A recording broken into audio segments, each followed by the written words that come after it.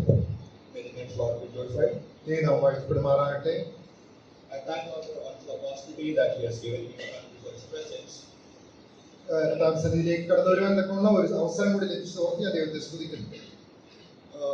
My name is Jomon, and I'm first cousin to Uncle Davis, P.A. Davis. എൻ്റെ പേര് ജോമോൻ എന്നാണ്. Davis അവരുടെ കസിനാണ് ഞാൻ. If I recollect properly, I've been here approximately 4 years ago.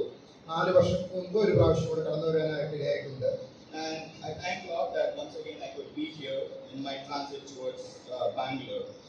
എൻ്റെ ബാംഗ്ലൂർക്കുള്ള യാത്രാ മധ്യേ ഒരു പ്രാവശ്യം കൂടെ ഇവിടെ കടന്നു വരാൻ കൊണ്ട് ദൈവം സഹായിച്ചോർത്ത് ഞാൻ ദൈവത്തെ സ്തുതിക്കുന്നു. Me and my family has been in active fellowship with the saints gathering at Ebenezer Christian Brethren Assembly. മുംബൈയിലുള്ള മുഴുവൻ എബനേസർ ക്രിസ്ത്യൻ ബ്രദർ സഭയിൽ ഞങ്ങൾ കുടുംബമായിട്ട് കർത്താവിനെ ആരാധിച്ചു വരും. In connection to our worship, I would like to bring your attention to Matthew chapter 21 verse 1 to 5. Matthew chapter 21 verse 1 to 5. Mathai സുവിശേഷം 21-ാം അധ്യായത്തിന്റെ ആദ്യത്തെ 5 വാക്യങ്ങൾ വായിക്കുന്നു. Now when they drew near Jerusalem and came to Bethphage at Mount of Olives, then Jesus sent 2 disciples, saying to them, "Go into the village opposite to you. Immediately you will find a donkey tied and a cloth with her. Loose them and bring them to me.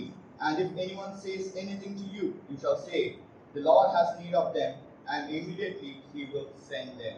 And all this was done that it might be fulfilled which was spoken by the prophet, saying, "Tell the daughter of Zion, behold, your king is coming to you, lowly and sitting on a donkey, a cloth, a foal of a donkey." അനന്തരം യെരൂശലേമിനോട് സമീപിച്ചു ഉലിമലയരികെ ബേത്ത്ഫഗയിലെത്തിയപ്പോൾ യേശു 2 ശിഷ്യന്മാരെ അയച്ചു, "നിങ്ങൾക്കെതിരെയുള്ള ഗ്രാമത്തിൽ ചെല്ലുവിൻ. അവിടെ കെട്ടിയിരിക്കുന്ന ഒരു പെൺകഴുതയെയും അതിന്റെ കുട്ടിയെയും നിങ്ങൾ ഉടനെ കാണും. അവയെ അഴിച്ചു കൊണ്ടുവരുവിൻ. നിങ്ങളോട് ആരാനും വല്ലതും പറഞ്ഞാൽ, കർത്താവിന് ഇവയെ കൊണ്ട് ആവശ്യമുണ്ട് എന്ന് പറയും. തൽക്ഷണം അവൻ അവയെ അയക്കുമെന്ന് പറഞ്ഞു. സിയോൻ പുത്രിയോട്, ഇതാ നിന്റെ രാജാവ് സൗമ്യനായ കഴുതപ്പുറത്തും വാഹനമൃഗത്തിന്റെ കുട്ടിയുടെ പുറത്തും കയറി നിന്റെ അടുക്കൽ വരുന്നു എന്ന് പറയും എന്നിങ്ങനെ പ്രവാചകൻ മുഖാന്തരം അരുളി ചെയ്തതിന് നിവർത്തി വരുവാൻ ഇത് സംഭവിച്ചു. In connection to worship, I'd like to bring your attention to an analogy of a donkey here.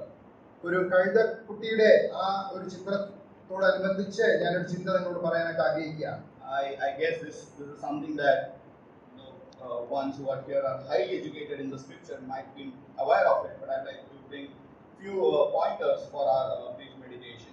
ആരാധനയുള്ള ബന്ധത്തിൽ ഈ ഭാഗത്ത് നിന്ന് ഒരു ചെറിയ ധ്യാന ചിന്ത നിങ്ങളുമായിട്ട് പങ്കുവയ്ക്കാനായിട്ട് ആഗ്രഹിക്കുന്നു. The first thing that I'd like to bring to your attention is in verse 2, where it says, saying to them, "Go into the village opposite to you." ആദ്യമായിട്ട് 2-ാം വാക്യത്തിൽ നമ്മൾ കാണുന്നത് നിങ്ങൾക്ക് എതിരെയുള്ള ഗ്രാമത്തിൽ ചെല്ലുവിൻ. So we see a donkey here, and this donkey is in a place which is opposite to the village where he is in. ഈ കഥാവായിരിക്കുന്ന ആ സ്ഥലത്തിന് എതിരെയുള്ള ഗ്രാമത്തിലാണ് ഈ കഴുതക്കുട്ടിയെ നാം കാണുന്നത്. So we see Jesus is in Bethphage and this donkey is in a village opposite to Bethphage. കർത്താവ് ബെത്ഫേഗ എന്ന ഗ്രാമത്തിലാണ്, അതിനെതിരെയുള്ള ഗ്രാമത്തിലാണ് ഈ കഴുതക്കുട്ടി ആയിരിക്കുന്നത്. We see where is it located? Where is this donkey located? It is opposite to where the God is. ദൈവം ആയിരിക്കുന്നതിന് നേരെ എതിരെ ആയിട്ടുള്ള ഗ്രാമത്തിലാണ് ഈ കഴുതക്കുട്ടി ആയിരിക്കുന്നത്. Wasn't this the same situation that we were in? നമ്മളും അങ്ങനെയുള്ള സമാന സ്ഥിതിയിലായിരുന്നില്ലേ? God in His highly attribute, in His holiness, He was dwelling. ദൈവം തന്റെ വിശുദ്ധിയിൽ താൻ ആയിരിക്കുന്ന അവസ്ഥയിലായിരിക്കുമ്പോൾ and we were in our unholiness. നാം അശുദ്ധിയിൽ ജീവിച്ചവരായിരുന്നു. We were in 2 opposite sides. നാം 2 വിപരീത ദിശയിലായിരുന്നു. But God foresaw us and He chose to bring us into His fold. ദൈവം നമ്മെ കണ്ടു, നമ്മെ തിരഞ്ഞെടുത്തു, തന്നെ തന്റെ സന്നിധിയിലേക്ക് നമ്മെ കൂട്ടിക്കൊണ്ടുവന്നു. Now we see that God saw the donkey and it is on the other side, other city, on the other side of the village. The second thing that I want to bring to your attention is written there, immediately you will find the donkey tied. രണ്ടാമത്തെ കാര്യം നമുക്ക് കാണുവാനായിട്ട് സാധിക്കുന്നത് കെട്ടപ്പെട്ട ഒരു പെൺകഴുതയെയും അതിന്റെ കുട്ടിയെയും കാണും എന്ന് പറഞ്ഞു. Now one thing about a donkey is that you won't see a donkey generally tied, right? സാധാരണ അങ്ങനെ കഴുതയെ നാം കെട്ടപ്പെട്ട അവസ്ഥയിൽ കാണുന്നില്ല. Whenever you see generally a donkey is something that is left alone.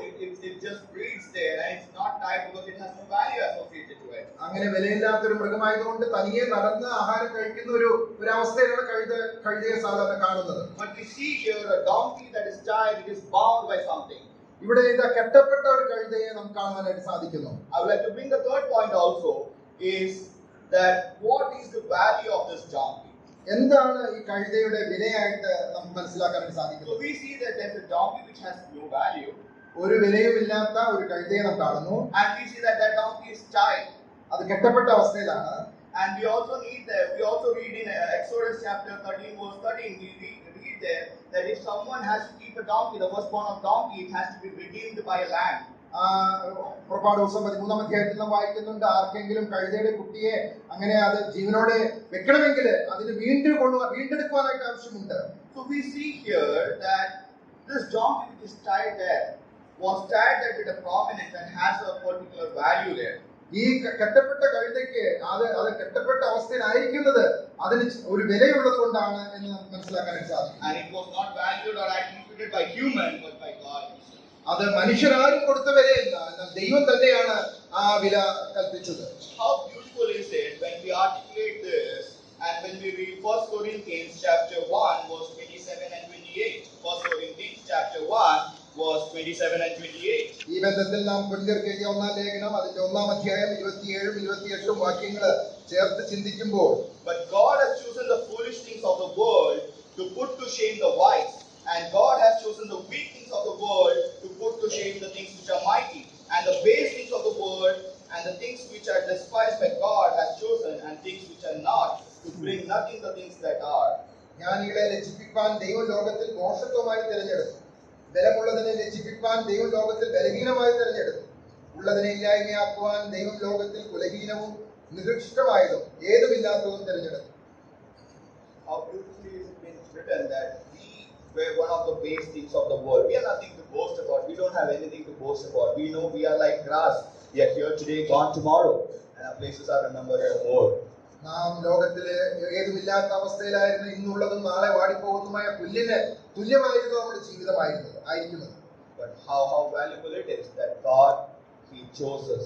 He chose us to call us as His sons and daughters. എന്നാൽ തന്റെ മക്കളാക്കി തീർക്കുവാനായിട്ട് ദൈവം നമ്മെ കണ്ടു, നമ്മെ തിരഞ്ഞെടുത്തു എന്നുള്ളത് എത്ര വിലയേറിയ ഒരു ചിന്തയാണ്. Well, two more things that I want to bring to your attention is it's not just that God just valued us and He considering about us, but if I bring to your attention that in verse 1, the last portion we see, then Jesus sent 2 disciples. കർത്താവ് നമ്മളെ കണ്ടു തിരഞ്ഞെടുത്തു എന്ന് മാത്രമല്ല, നമ്മൾ തുടർന്ന് വായിക്കുന്ന 1-ാം വാക്യത്തിന്റെ ഒടുവിലത്തെ ഭാഗത്ത് യേശു 2 ശിഷ്യന്മാരെ അയച്ചു എന്ന് നാം വായിക്കുന്നു. God is sending 2 disciples, 2 of His close ones, to get this donkey. ഈ കഴുതക്കുട്ടിയെ കൊണ്ടുവരാനായിട്ട് ദൈവം തന്റെ 2 പ്രിയപ്പെട്ട ശിഷ്യന്മാരെയാണ് അയക്കുന്നത്. But for us, God Himself took a form of an ordinary man and came down to the world to redeem us. എന്നാൽ നമ്മെ വീണ്ടെടുക്കുവാനായിട്ട് ദൈവം തന്റെ പുത്രനെ തന്നെ ഈ ഭൂമിയിലേക്ക് മനുഷ്യനായിട്ട് അവതരിക്കുവാനായിട്ട് ഇടയായിരുന്നു. God has a purpose with everything. ദൈവത്തിന് എല്ലാത്തിന്റെയും പുറകിൽ ഉദ്ദേശമുണ്ട്. Why did Jesus head towards on this donkey? എന്തുകൊണ്ടാണ് കർത്താവ് ഈ കഴുതക്കുട്ടിയെ കൊണ്ടുവരാനായിട്ട് പറഞ്ഞത്? Where did God head towards with this donkey? എവിടേക്കാണ് കർത്താവ് ഈ കഴുതക്കുട്ടിയെ കൊണ്ടുപോയത്? We see in later verses that God headed towards the temple.